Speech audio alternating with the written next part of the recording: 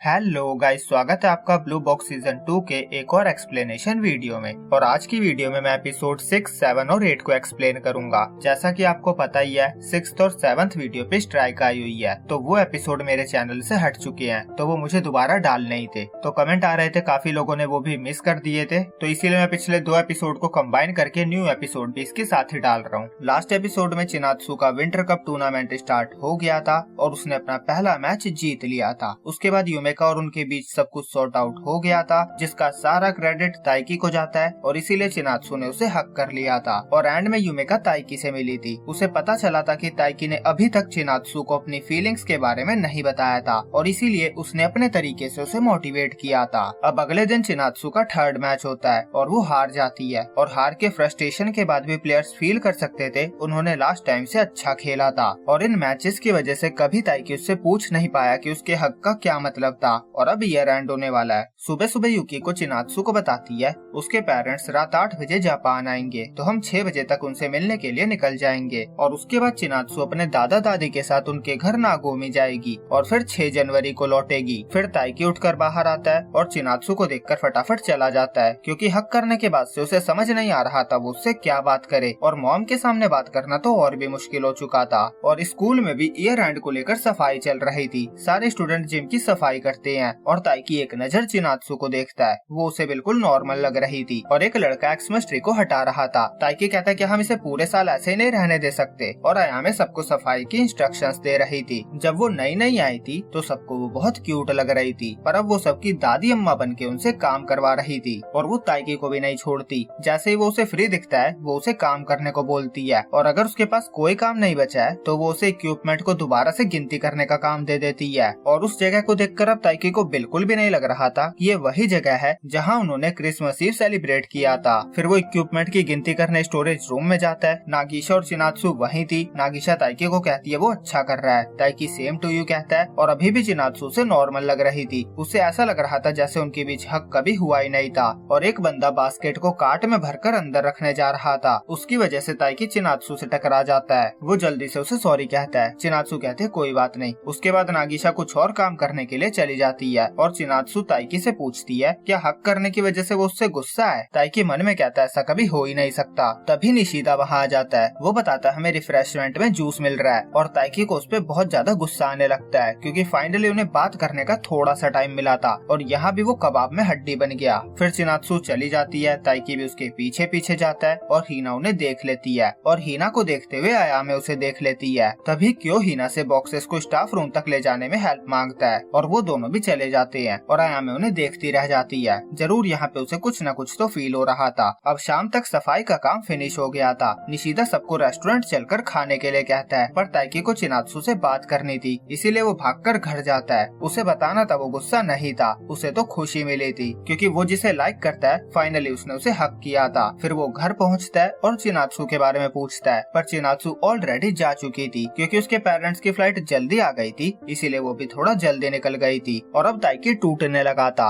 अब 31 दिसंबर की रात में उनकी पूरी फैमिली कार्ड गेम खेलती है और टीवी पे कोई म्यूजिक कॉन्सर्ट चल रहा होता है। ये उनका हर साल का ट्रेडिशन बन चुका था। हर न्यू ईयर ईव पे उनके घर पे ऐसा ही होता था। उसे लगने लगा था क्रिसमस ईव और चिनात्सु के साथ रहना उसका कोई सपना तो नहीं था। खैर उसे पता था ये सब सच था और जब से वो गई है उन्होंने बात भी नहीं की है। तो आज 12 बजे वो उसे हैप्पी न्यू ईयर डीएम करेगा और वो उसके बाद का भी कुछ सोच रहा था कि तभी यूकी को ग्रुप में हैप्पी न्यू ईयर मैसेज कर देती है और ताइकी के ख्वाब धरे के धरे रह जाते हैं। उसकी मॉम ऑलरेडी ग्रुप पे मैसेज डाल चुकी थी, तो अब अगर उसने उसे डीएम किया तो ये बहुत अजीब होगा। और ग्रुप पे चिनात्सु का रिप्लाई भी आ चुका था। वो सबको विश करती है और बताती है कि वहाँ पे स्नोफॉल हो रही है। उसका एक मैसेज ताइकी को बहुत खुश कर देता है। फिर ताइकी को निशिदा का मैसेज आता है, वो उसे श्राइन चलने के लिए बुलाता है। अब अगले दिन ताइकी श्राइन जाता है और वो लेट था। पूरा ग्रुप उसका वेट कर रहा था। कारेन कहती है वो पहले से लंबा हो गया है, पर हारियो को ऐसा नहीं लगता। कारेन कहते है तुम रोज उसे देखते हो इसलिए तुम्हें पता नहीं चलेगा, पर अब ये एक मैन लग रहा है। और अंदर जाने से पहले अयामे ड्रिंक लेने जाती है। क्यों कहता है मैं ट्रीट दूंगा, क्योंकि क्रिसमस पे तुम्हारी कुकीज से मेरे सिबलिंग्स को बहुत खुशी मिली थी और वो फेवर रिटर्न करने का कब से मौका ढूंढ रहा था। फिर वो पीछे देखता है। निशिदा और हीना कहते हैं हमें भी चाहिए और फिर वो तीनों को ड्रिंक्स दिलाता है और उसके बाद सब श्राइन में जाते हैं। वहाँ इतनी भीड़ थी कि सब पिचक रहे थे। फिर जैसे तैसे सब अंदर पहुँचते हैं और विश मांगते हैं। ताइकी की विश थी उसकी हेल्थ अच्छी रहे और लव इस स्पोर्ट्स और एकेडमिक्स सब में वो अपने गोल को पा सके।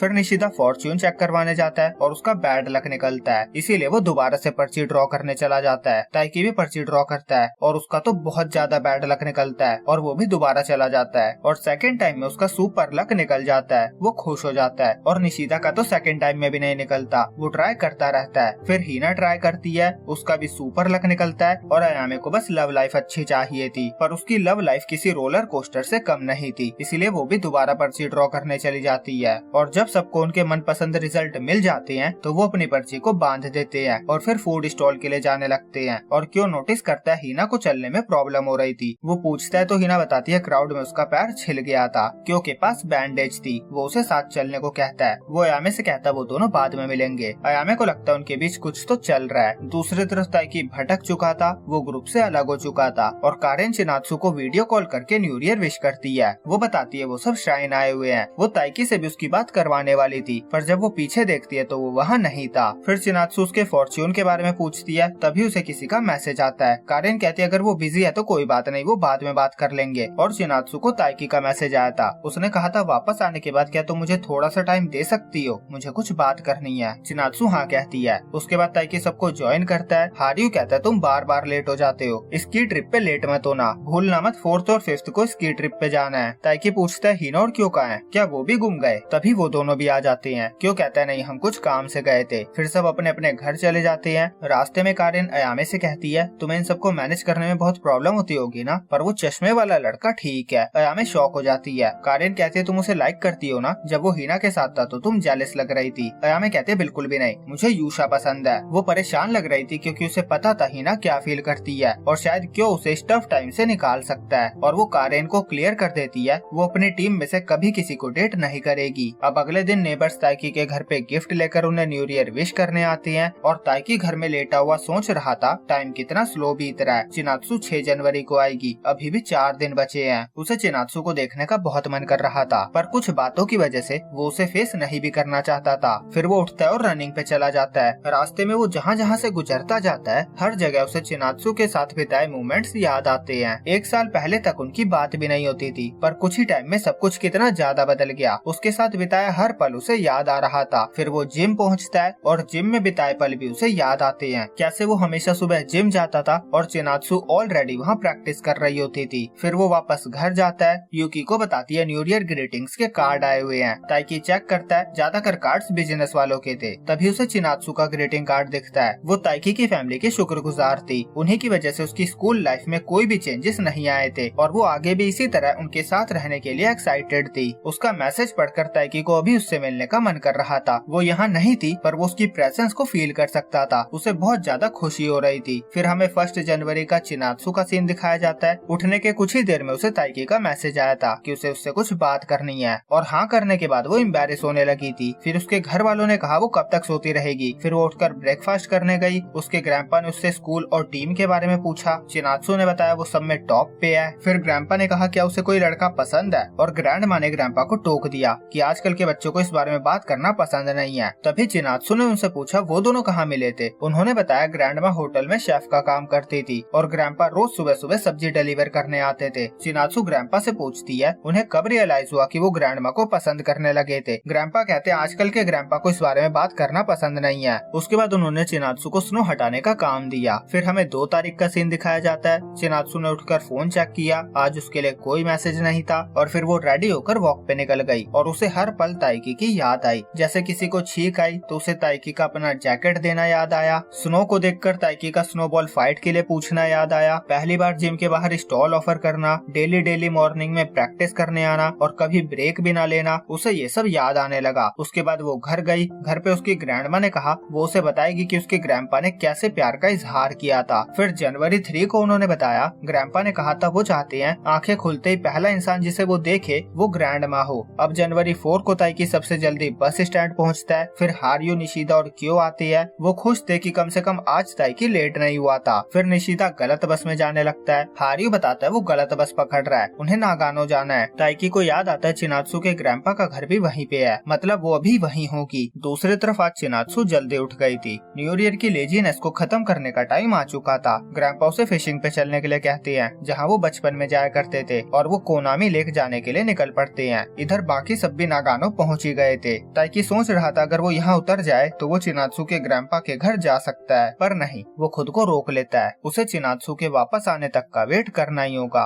और निशिदा उसे स्नैक्स ऑफर करता है तो ताइकी आधे से ज्यादा खुद ही खा लेता है। दूसरी तरफ चिनात्सु कोनामी लेक पहुंच चुकी थी। ग्रैंपा कहते हैं एलिमेंट्री स्कूल के बाद वो विंटर में यहाँ कभी नहीं आए, पूरा लेक जम चुका है। चिनात्सु को वो जगह बहुत सुंदर लगती है। दूसरी तरफ ताइकी भी बस से उतर चुका था और निशिदा तो स्नो पे सीधा कूद पड़ता है। हारियू कहता मैं तो कभी ऐसा नहीं करूंगा। निशिदा कहता है क्यों? हारियू कहता अगर स्नो में कोई लकड़ी हुई और अगर वो तुम्हारे पेट में चुभ गई तो? ताइकी कहता है इतनी सुंदर जगह पे मूड खराब करने के लिए कितनी अच्छी बात कही है इसने। वो वहाँ के बर्फीले पहाड़ की फोटो खींचता है और चिनात्सु को सेंड करके बताने वाला था कि वो नागानो में है, पर वो रुक जाता है क्योंकि वो ऑलरेडी उसे बता चुका है कि जब वो वापस आएगी तो उससे कुछ बात करनी है, तो उससे पहले बात करना शायद थोड़ा अजीब होगा। तभी चिनात्सु से लेक की फोटो भेजती है। वो बताती है वो अभी कोनामी लेक पे है और हारियू ताइकी से चलने को कहता है, पर ताइकी कहता है वो थोड़ा घूम के आएगा, कि उसका बैग ले लेता है और हारियू कहता है कोई बात नहीं, वैसे भी आज का पूरा दिन निशिदा को स्की सिखाने में ही चला जाएगा। निशिदा कहता है बस 5 घंटे में सीख जाऊंगा और वो ताइकी से सेफली जाने को कहता है। फिर ताइकी भागकर चला जाता है। दूसरी तरफ चिनात्सु सबके साथ फिशिंग कर रही थी पर उनके हाथ एक भी फिश नहीं लग रही थी। फिर ग्रैंपा घर चलने को सजेस्ट करते हैं क्योंकि चिनात्सु के डैड का घर आने का टाइम हो ही रहा था और वैसे भी स्नोफॉल हो रही थी। दूसरी तरफ ताइकी ट्रेन से स्टेशन पहुंच चुका था पर बस को आने में अभी भी आधा घंटा लगने वाला था, इसीलिए वो भागकर जाने लगता है। सीन चिनात्सु पे आता है। सब वापस जा रहे थे और वो नेक्स्ट टाइम समर में आने का प्लान बनाते हैं। तभी चिनात्सु को ताइकी का कॉल आता है। वो कहता है मैं कोनामी लेक पहुंचने ही वाला हूँ। चिनात्सु गाड़ी रुकवाती है और लेक जाने लगती है। वो ताइकी से कहती है वो वेट करेगी। दोनों भागते हुए लेक जाते हैं। ताइकी पहुंचता है तो चिनात्सु ऑलरेडी वहाँ उसका वेट कर रही होती है। वो भागता हुआ जाता है और गिरने ही वाला होता है कि चिनात्सु से बचा लेती है। वो पूछती है वो यहाँ क्या कर रहा है? ताइकी कहता है मुझे कुछ कहना है, मैं तुम्हें पसंद करता हूँ। और उसके दिमाग में उसकी बहुत सारी मेमोरीज आने लगती है और चिनात्सु ने मुँह छुपा लिया था। ताइकी कहता है प्लीज कुछ कहो। चिनात्सु कहते मैं भी तुम्हें लाइक करती हूँ और ताइकी ब्लश करता हुआ स्नो पे सो जाता है। चिनात्सु पूछती है क्या हुआ? वो कहता है मेरा दिल खुशी से बाहर आ जाएगा। चिनात्सु कहती है मेरा भी, मेरे दिल की धड़कन बहुत बढ़ चुकी है। और दोनों एक दूसरे के सामने स्नो पे लेटे होते हैं। ताइकी मन में कहता है मैं सोचता था सिर्फ मेरे दिल की धड़कन ही तेज होती है। और चिनात्सु कहती है तो क्या अब हम डेट कर रहे हैं? ताइकी कहता है हाँ सही कहा, अगर तुम मुझे करने दो तो। चिनात्सु कहती है मैं भी यही कहने वाली थी। ताइकी को बिलीव नहीं हो रहा था चिनात्सु उसकी गर्लफ्रेंड बन गई है। आज तक वो जिसे एडमायर करता था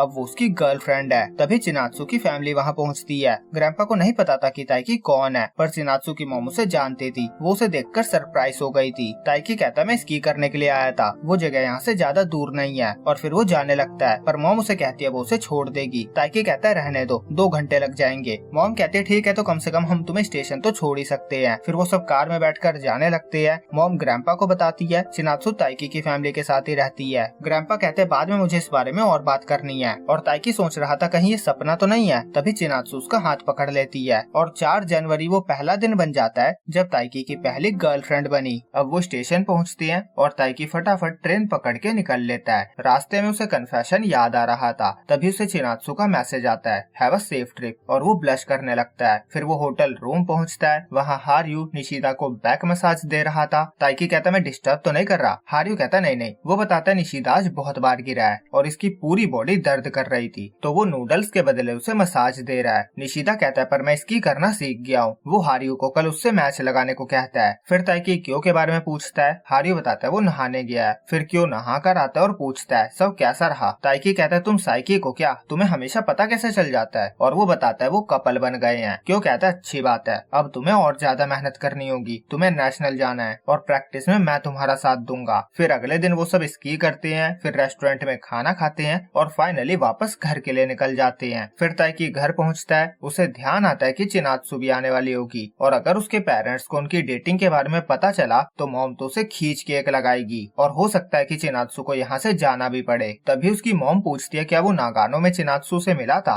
वो कहती है चिनात्सु की मॉम से उसे पता चला। ताइकी कहता है हाँ मैं वही पास से जा रहा था तो हम मिल गए थे। और उसके पेरेंट्स इतने भोले थे कि उन्हें सच में लग रहा था कि वो बस एक कोइंसिडेंस था। और ताइकी डिसाइड करता है कि वो अपने रिलेशनशिप के बारे में उन्हें नहीं बताएगा, नहीं तो हो सकता है कि चिनात्सु को वहाँ से जाना पड़े और वो अपना स्कूल भी फिनिश नहीं कर पाएगी। तो नेशनल जाना तो बहुत दूर की बात है, इसीलिए वो उसके ग्रेजुएट होने तक इस बात को सीक्रेट ही रखेगा। और अब टाइम आ गया है कि उसे भी नेशनल पे ध्यान देना चाहिए। यही सोचता हुआ वो नीचे जा रहा था कि उसका पैर स्लिप हो जाता है और वो गिरते गिरते बचता है। तभी चिनात्सु वहाँ आती है। उसे देख के ताइकी को सुकून मिलता है। फिर ताइकी के पेरेंट्स आ जाते हैं और चिनात्सु के सामान को उसे ऊपर रखने को कहते हैं। फिर ताइकी और चिनात्सु ऊपर जाते हैं और चिनात्सु को छोड़ने उसके पेरेंट्स भी आए हुए थे। वो ताइकी के पेरेंट्स को कुछ गिफ्ट देते हैं और उनकी बेटी का ध्यान रखने के लिए उन्हें शुक्रिया कहते हैं। और स्टेयर्स में चिनात्सु पूछती है क्या उन्हें पेरेंट्स को डेटिंग के बारे में बता देना चाहिए। ताइकी कहता है मुझे लगता है हमें नहीं बताना चाहिए। मैं फालतू में कोई बवाल नहीं चाहता। मेरी पहली गर्लफ्रेंड बनने से पहले ही मेरा दिल बहुत ज्यादा भर चुका है। मुझे और लोग नहीं चाहिए। चिनात्सु स्माइल के साथ कहती है और मुझे भी मेरा पहला बॉयफ्रेंड मिल गया है। फिर वो उनकी डेटिंग को सीक्रेट रखने वाली बात से एग्री करती है और उसका सूटकेस उठाकर लाने के लिए उसे हैंडशेक करके थैंक यू कहती है। वो कहती है ये सिर्फ हैंडशेक है तो हम सेफ हैं। और दोनों ही ब्लश कर रहे थे। फिर अगली सुबह ताइकी जब उठता है तो उसे वही पल याद आता है जिस पल वो रिलेशनशिप में आए। फिर वो रेडी होकर किचन में जाता है ये उम्मीद करके कि चिनात्सु वहीं होगी, पर वो ऑलरेडी जिम जा चुकी थी। फिर वो जिम जाता है। चिनात्सु वहाँ प्रैक्टिस कर रही होती है और आज वो पहले से भी ज्यादा जल्दी उठ गई थी।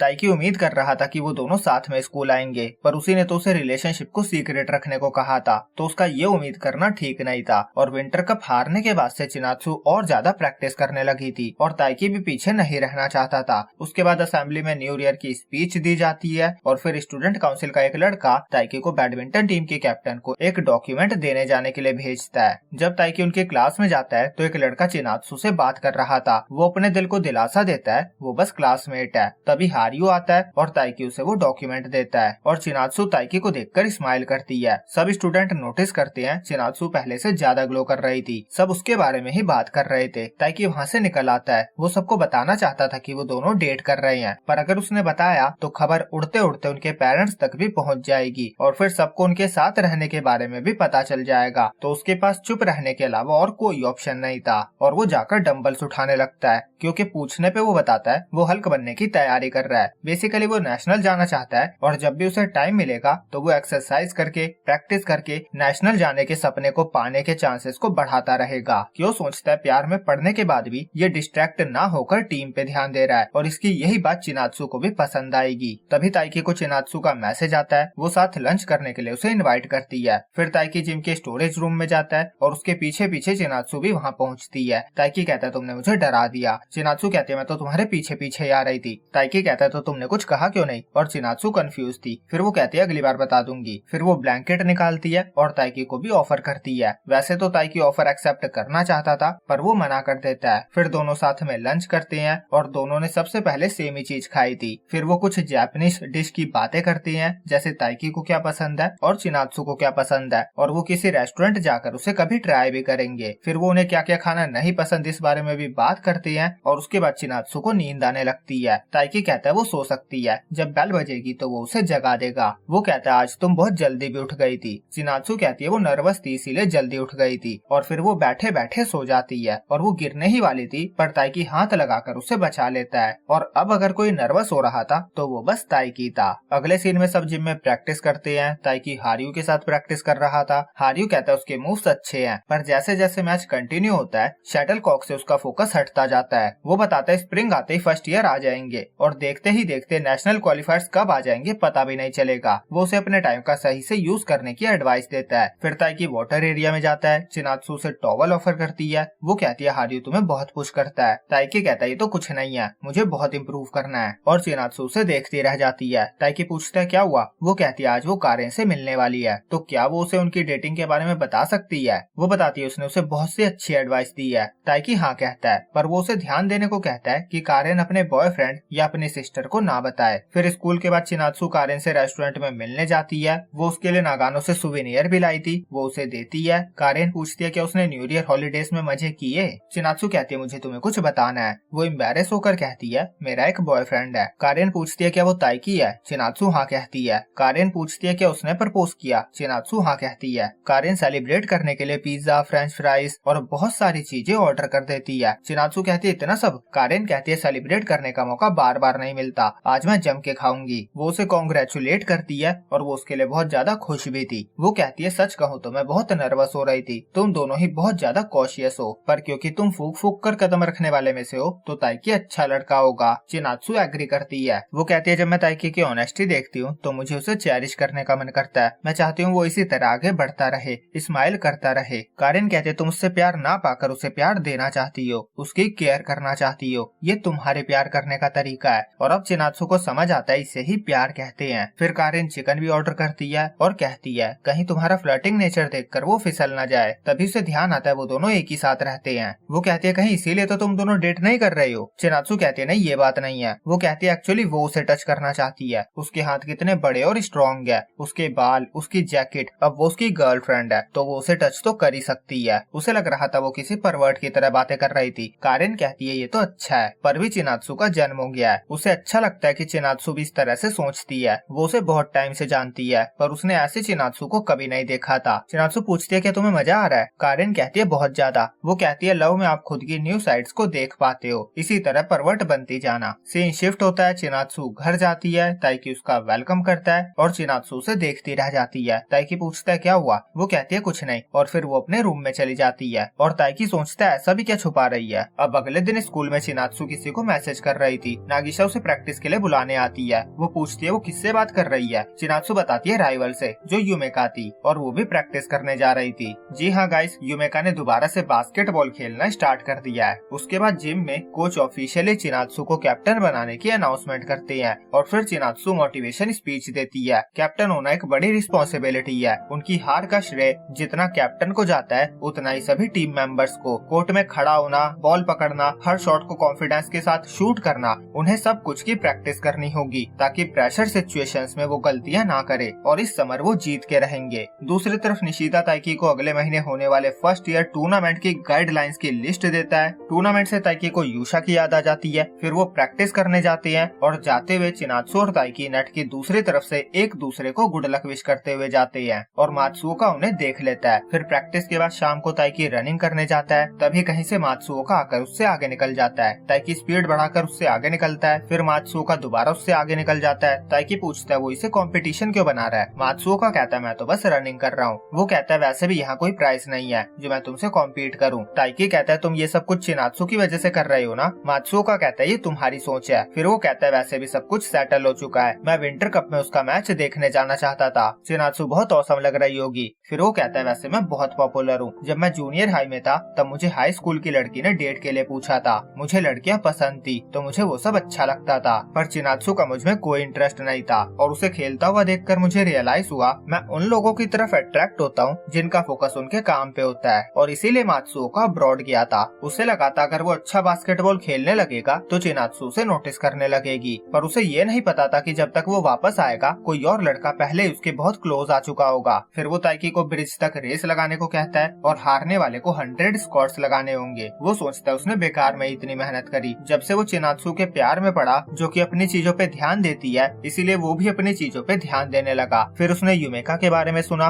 उसने सोचा हम कर भी क्या सकते हैं, पर ताइकी ने हार नहीं मानी। वो चिनात्सु के पास गया और उसे सपोर्ट करता रहा। फिर रेस के बाद ताइकी बेंच पे सो जाता है क्योंकि वो बहुत ज्यादा थक चुका था। तभी चिनात्सु आती है। वो पूछती है वो रनिंग कर रहा था। ताइकी सोचता है मात्सुओका के बारे में बताना ठीक नहीं होगा। वो उसके बारे में बताए बिना ही कहता है हाँ। चिनात्सु कहती है इस वीकेंड 15 जनवरी को तुम्हारा बर्थडे है ना, रात में फ्री रहना। ताइकी कहता है ठीक है। वो सोचता है गर्लफ्रेंड के साथ ये मेरा पहला बर्थडे होगा। अब सीन 15 जनवरी पे आता है। सुबह सुबह ताइकी उठता है और सोचता है आज मैं 16 साल का हो गया हूँ, पर मैं कभी भी चिनात्सु के बराबर का नहीं हो पाऊंगा। अरे यार। फिर वो रूम से बाहर निकलता है और गेट पे ही चिनात्सु उसका वेट कर रही थी। वो उसे गुड मॉर्निंग विश करती है और ताइकी डर जाता है। फिर वो उसे हैप्पी बर्थडे विश करती है और वो उसे रात में गिफ्ट देगी, इसीलिए उसे घर जल्दी आने को कहती है। वैसे तो वो कहीं बाहर जाने का सोच रही थी, पर ताइकी कहता है हम दोनों की ही प्रैक्टिस है। फिर वो कहता है वैसे हम किसी और दिन जा सकते हैं। चिनात्सु एग्री करती है और फ्रीज होकर खड़ी रहती है। ताइकी सोचता है मुझे जाना चाहिए। तभी चिनात्सु उसकी तरफ देखती है। वो समझ जाती है वो जाने की कोशिश कर रहा था। वो मुंह बना लेती है। फिर वो उसे हैप्पी बर्थडे हैंडशेक करने के लिए हाथ बढ़ाती है। ताइकी कहता है ऐसा कुछ होता भी है। चिनात्सु कहती है अब से है। तभी ताइकी की मॉम भागते हुए आती है। उन्हें कोई स्टैम्प चाहिए थी। वो ताइकी और चिनात्सु को देखती है और ताइकी को बर्थडे विश करती है। वो बताती है मिसाकी को बेबी होने वाला है, इसीलिए वो दोपहर में उससे मिलने हॉस्पिटल जा रही है।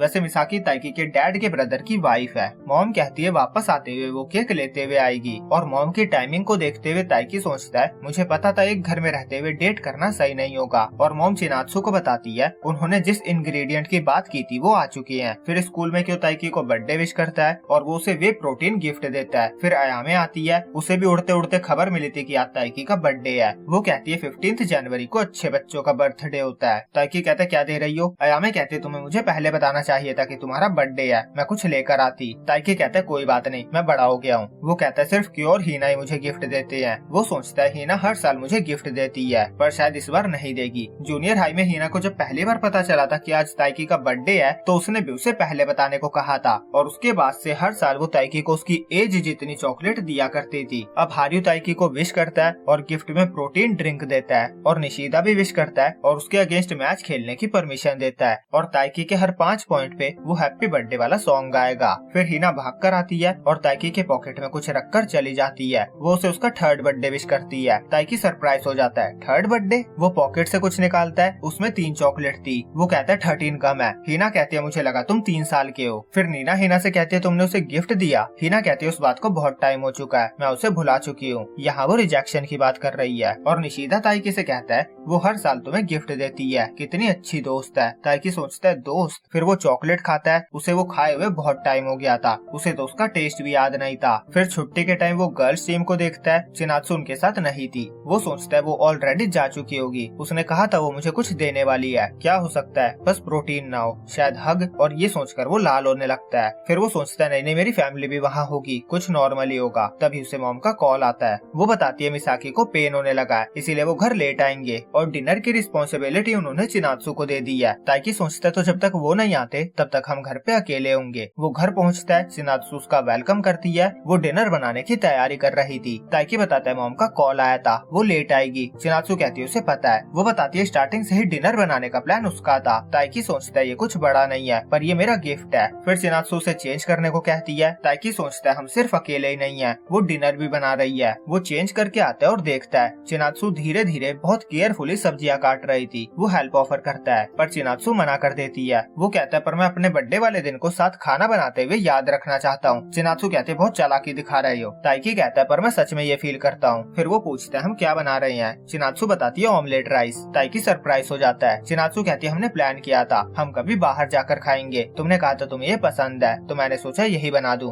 पर शायद ये रेस्टोरेंट जितना अच्छा नहीं होगा। ताइकी कहता है मुझे तुम्हारे हाथ का बना खाने का इंतजार रहेगा। फिर वो कुछ फ्राई करता है और चिनात्सु सॉस की बोतल उठाने लगती है। तभी ताइकी उसका हाथ पकड़ लेता है और उसे ध्यान देने को कहता है क्योंकि पैन से ऑयल उड़ रहा था। और जैसे उसे रियलाइज होता है वो उसका हाथ पकड़ने के लिए सॉरी कहता है। फिर फ्राई हो जाने के बाद चिनात्सु से बैठ जाने को कहती है। ताइकी कहता है मुझे फायर कर रही हो। चिनात्सु कहती है आज तुम्हारा दिन है, आराम से बैठो और बाकी का काम मुझे करने दो। फिर वो ऑमलेट राइस पे सॉस से ताइकी बनाकर उसे सर्व करती है। ताइकी कहता है क्या एक लड़का मच्छर मारने की कोशिश कर रहा है। चिनात्सु कहती है ये तुम हो बैडमिंटन खेलते हुए। ताइकी कहता है मैं तुम्हें ऐसा दिखता हूँ। चिनात्सु कहती है तुम ऐसे ही कूल दिखते हो। और ताइकी के दिमाग में कूल ही कूल चलने लगता है। वो कहता है वैसे भी फ्लेवर और इंटेंशन और प्रेजेंटेशन मैटर करता है। फिर वो दोनों खाना स्टार्ट करते हैं और दोनों को ही मजा आ जाता है। उसका टेस्ट सच में बहुत ही अच्छा था। फिर चिनात्सु सॉस की बोतल को माइक की तरह यूज करके पूछती है अब तुम 16 साल के हो गए हो, कैसा लग रहा है। ताइकी सोचता है ये कोई इंटरव्यू चल रहा है क्या। वो कहता है इस तरह सेलिब्रेट करने के बाद मैं इस साल अपना बेस्ट देने का पूरा ट्राई करूंगा। चिनात्सु पूछती है कोई गोल। ताइकी कहता है हमेशा की तरह वही नेशनल जाना। वो सोचता है इसके लिए मुझे बड़ी बड़ी दीवारों को पार करना होगा। अब मैं चिनात्सु को डेट कर रहा हूँ, मैं बात बात पे रोना धोना नहीं कर सकता।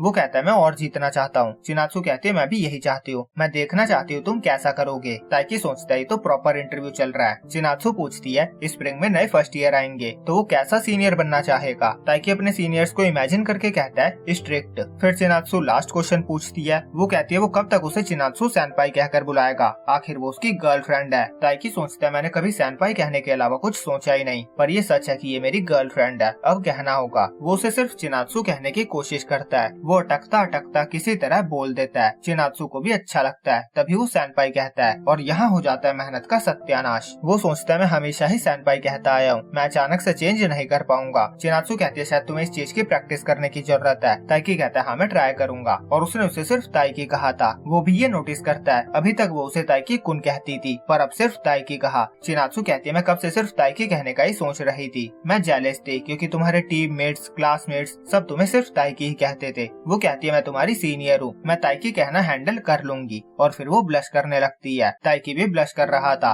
और फिर दोबारा वो उसे चिनात्सु कहने की कोशिश करता है, पर फिर दोबारा वो चिनात्सु सेनपाई कह देता है। चिनात्सु कहती है तुम्हें प्रैक्टिस करने की जरूरत है। और यहीं पे आज का एपिसोड एंड होता है। तो गाइस वीडियो अच्छी लगी हो तो प्लीज लाइक और कमेंट कर देना। जैसा कि आपको पता है स्ट्राइक आ गई है और रीच डाउन हो चुकी है, तो लाइक और कमेंट करके आप वापस से रीच को नॉर्मल कर सकते हो। और बाकी जिन लोगों के कमेंट आते रहते हैं कि मैं मांगा पैनल का यूज क्यों नहीं करता हूँ, बाकी सब यूट्यूबर्स भी तो करते हैं, तो भाई देख लिया ना, कन्फेशन आर्क का पूरा मैंने स्पेशल एक वीडियो बनाया था, तो मैंने सोचा आपको पूरा मांगा दिखाई देते हैं। और देख लो विद इन 1 वीक स्ट्राइक आ गई। मैंने पहले भी कई बार कहा मैं वीडियो डालूंगा और स्ट्राइक आ जाएगी, और वो हो भी गया। तो प्लीज अब मुझसे कोई भी मांगा पैनल और ज्यादा यूज करने की डिमांड ना करे। तो चलो फिर आज के लिए इतना ही, मिलते हैं जल्दी अगले एपिसोड में। जब तक के लिए सी यू, टाटा, बाय बाय।